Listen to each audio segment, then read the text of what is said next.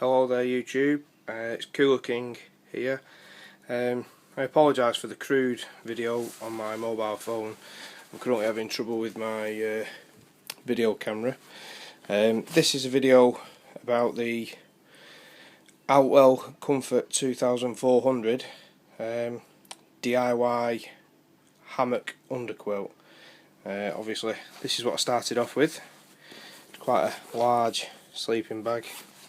It's adult size, 195cm in length. I think it's down to -20, plus 15 degrees C, -20 debatable. Anyway, I'll show you what I've done.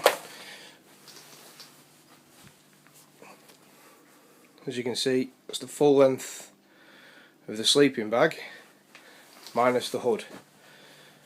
I've cut the hood part off, as you can see, and then restitched all the way along there.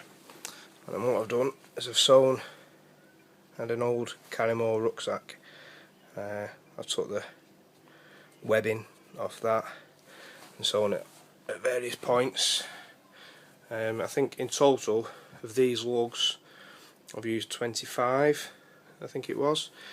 And then on the bottom of both ends I've used these clips.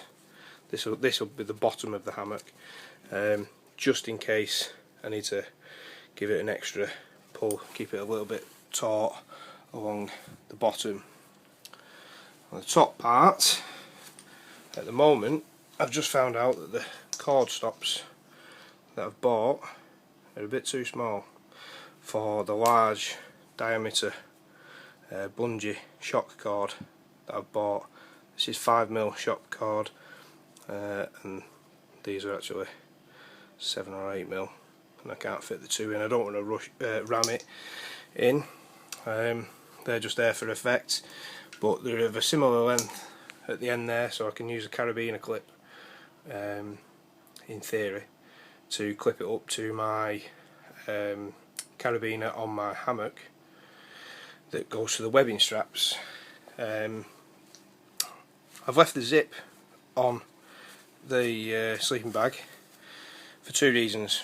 It's easier than taking the zip out, unpicking it and re-sewing it, but also I've left the zip because I can zip it all the way back up and use it as a sleeping bag if need be. If for some reason when I'm out and my sleeping bag is wet, I've still got a sleeping bag that's fully functional. And there is also the option of, I won't know until when I've fitted it, but to use it as a cocoon sort of pod.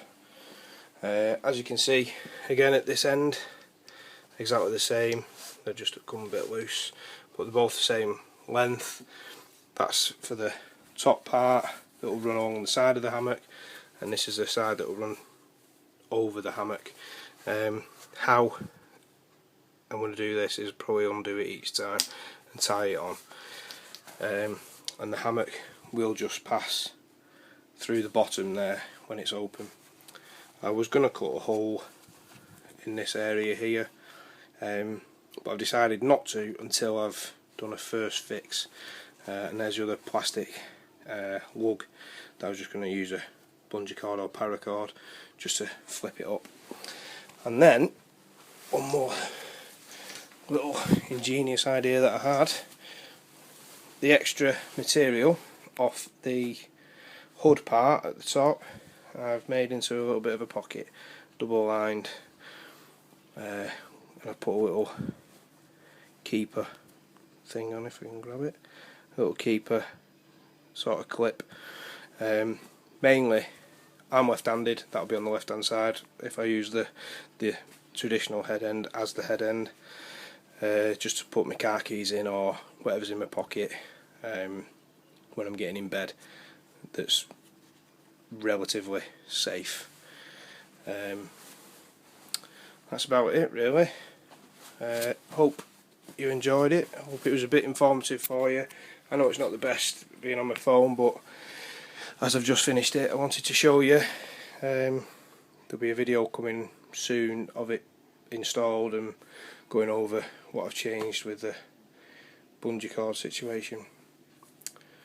Thanks for watching. Like it, subscribe to any of my videos, that's fine. If you don't want to, don't. Thank you for watching. It's Cooler King saying goodbye.